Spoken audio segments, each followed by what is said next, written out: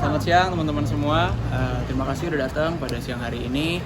Hari ini kebetulan ngumpulnya cukup ramai ya, karena banyak yang hubungi saya juga.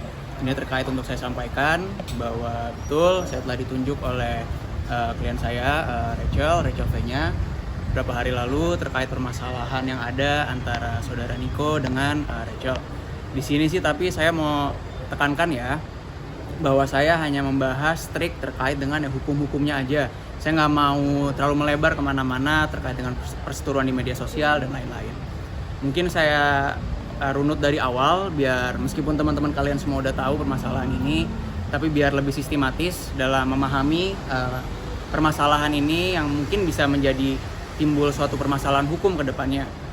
Nah, kita tahu tahun 2017 Rachel dengan saudara Niko telah melaksanakan melangsungkan pernikahan yang kemudian dikaruniai 2 orang anak pada tahun 2017 dan juga 2019. Seiring perjalannya waktu, saudara Niko dan Rachel ini akhirnya membeli rumah di Jalan Bank, itu di kisaran wilayah Kemang. Memang betul pada saat dibeli rumah itu adalah atas nama saudara Niko dan memang dibeli secara cicilan melalui KPR dengan bank. Itu nilai cicilannya kalau saya tidak salah senilai 52 juta rupiah setiap bulannya. Tujuan utama membeli rumah itu berdasarkan keterangan yang saya dapat dari klien saya, Bu Rachel, itu memang rencana awalnya sebagai rumah pertama. Bagaimana juga kan, ya ini nilai historis lah pasti kan. Suami istri mempunyai rumah, membeli rumah, sebuah achievement. Memang rencananya itu akan menjadi rumah masa depan anak-anak lah nantilah. Sudah ya wajar lah orang tua ingin mempersiapkan rumah kepada anaknya. Dapatlah rumah itu di Jalan Bank. Rumah itu dibeli secara KPR dengan cicilan senilai 52 juta rupiah. Namun di sisi lain Rachel ini melakukan renovasi terhadap rumah tersebut. Karena kebetulan rumah itu bisa dibilang pada saat dibeli ya mungkin rumah yang cukup lama. Akhir renovasi menghabiskan uang tidak kurang 3-4 miliar. Saya untuk pasti tidak tahu ya. Dan itu telah dibayar lunas oleh Rachel terkait dengan renovasi rumahnya. Tapi KPR tetap berjalan. Oke, berjalan waktu, beli rumah direnov, akhirnya sempat ditinggal kalau nggak salah. Nah, kita juga tahu 2021 bahwa terjadilah perselisihan yang mana akhirnya diputus cerai pernikahan saudara Niko dengan Rachel pada tahun 2021 di Pengadilan Agama Jakarta Selatan. Waktu itu seingat saya diputus cerai pada bulan Februari 2021. Setelah cerai memang tidak ada begitu banyak yang dipermasalahkan ya, karena memang karena memang saya bukan lawyernya ya. Mungkin yang diinginkan oleh Rachel juga dengan Niko adalah perceraian yang baik-baik saja, jadi tidak ada ribut masalah hak asuh anak, harta gono gini. Pada saat putusan tidak ada. Namun tidak sampai sebulan saya lupa, di bulan Maret itu terjadilah kesepakatan kedua belah pihak. Karena kan kita juga tahu Rachel ini ya sebagai public figure, usahanya banyak, asetnya juga ada. Akhirnya ya dibagilah terkait dengan aset. Lalu juga terjadi kesepakatan bahwa ada uang mut'ah di situ yang seharusnya merupakan haknya Rachel sebagai istri waktu pada saat cerai. Itu ada uang mut'ah disepakati senilai 1 miliar rupiah. Lalu terkait dengan saya pokoknya ada banyak lah aset-aset ini, saya tidak akan bicara secara detail karena saya mau fokus terhadap rumah ini. Terhadap rumah itu memang disepakati, ya udahlah kata Rachel, rumah ini buat Niko aja. Silakan saudara Niko lanjutkan cicilannya bayar. Namun selain itu ada yang lebih penting lagi, telah disepakati juga nafkah anak. Ini nafkah terkait anak, bukan nafkah untuk Rachel bulanan ya. Jadi istilahnya bukan uang bulanan lagi, tapi ya untuk anak. Disepakati untuk kedua orang anak senilai 50 juta rupiah setiap bulan. Which sebetulnya menurut kesepakatan mereka berdua dan menurut saya juga ya sebagai seorang suami juga, maksudnya itu nilai yang wajar. 50 juta rupiah, anaknya ada 2, kalian tahu anak-anaknya Rachel ini kan cukup aktif di luar ya, ikut ekstrakurikuler. Sekolahnya juga bukan sekolah yang kita bilang mungkin menggunakan biaya yang sedikit, sekolah yang cukup bagus, ada ikut lomba-lomba dan lain sebagainya. Sehingga nilai tersebut ya wajar lah kalau misalnya disepakati 50 juta rupiah, dan itu juga merupakan kewajiban seorang ayah untuk menafkahi anaknya. Sudah sepakat, oke. Seiring berjalannya waktu lagi, ini tadi 2021, Ternyata terkait dengan nafkah yang sudah disepakati itu kewajibannya seorang ayah yaitu Niko itu 50 juta rupiah. Ternyata di tahun 2021, tahun 2022 adalah ya kita bilangnya kalau bahasa gampangnya istilah mandek lah. Tidak dibayarkan untuk nafkah anak tersebut. Cuma sebagaimana kita ketahui bersama namanya ya nafkah anak, namanya uang dapur lah gampangnya kan kita tahu lah istilahnya namanya dapur kan emang harus ngebul kan nggak boleh berhenti kan. Ya akhirnya ya uang yang mandek itu ya tetap dibayarkan oleh Rachel gitu. Karena terjadinya mandek ini cukup banyak, seingat saya nih 2021 itu ada 3 bulan, di 2022 itu tidak kurang dari 6 bulan, hampir setengah tahun lah mandek.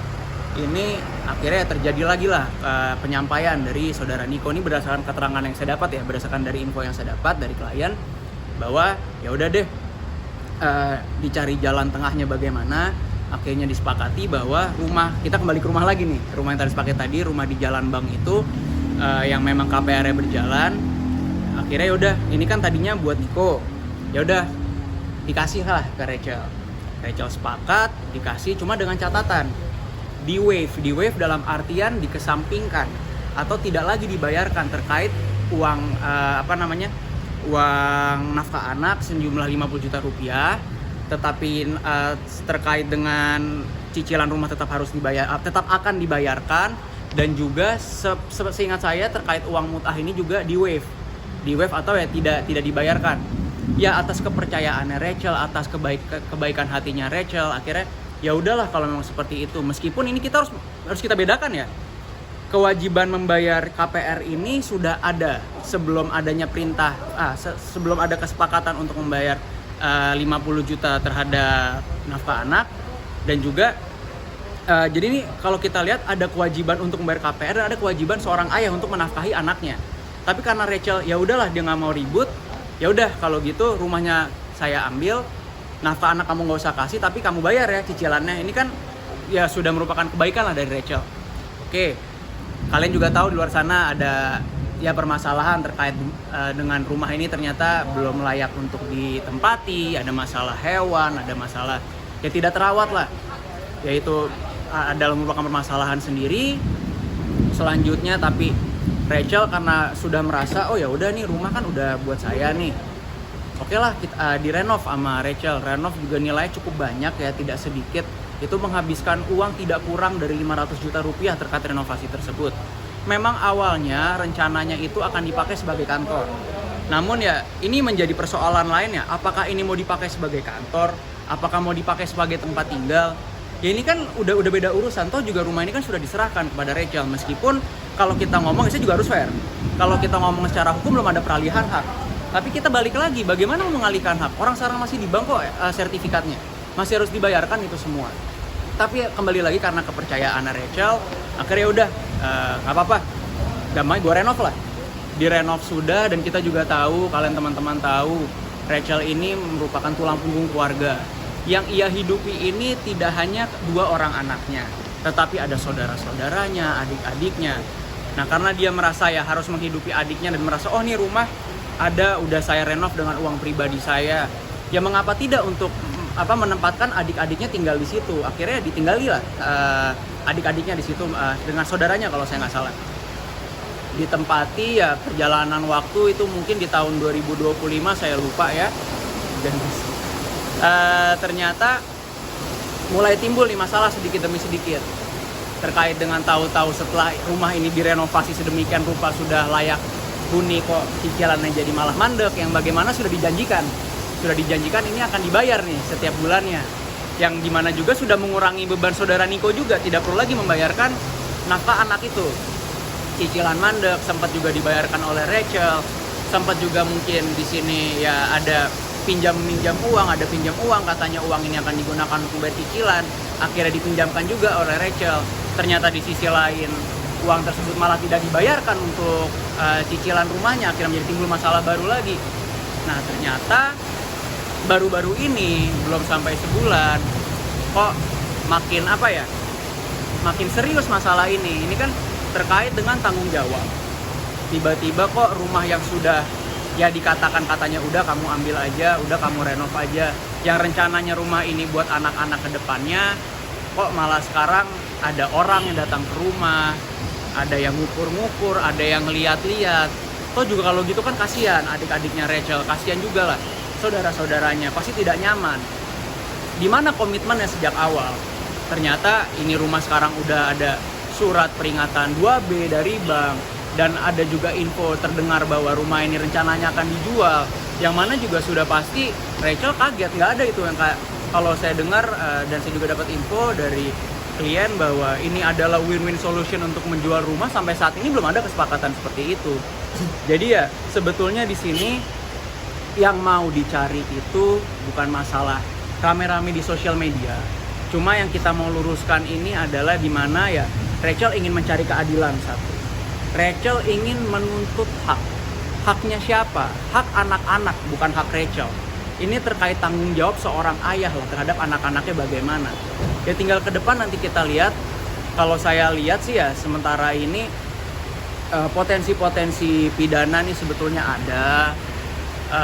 Nanti kita lihat ke depannya apakah akan kita lakukan upaya laporan polisi atau bagaimana.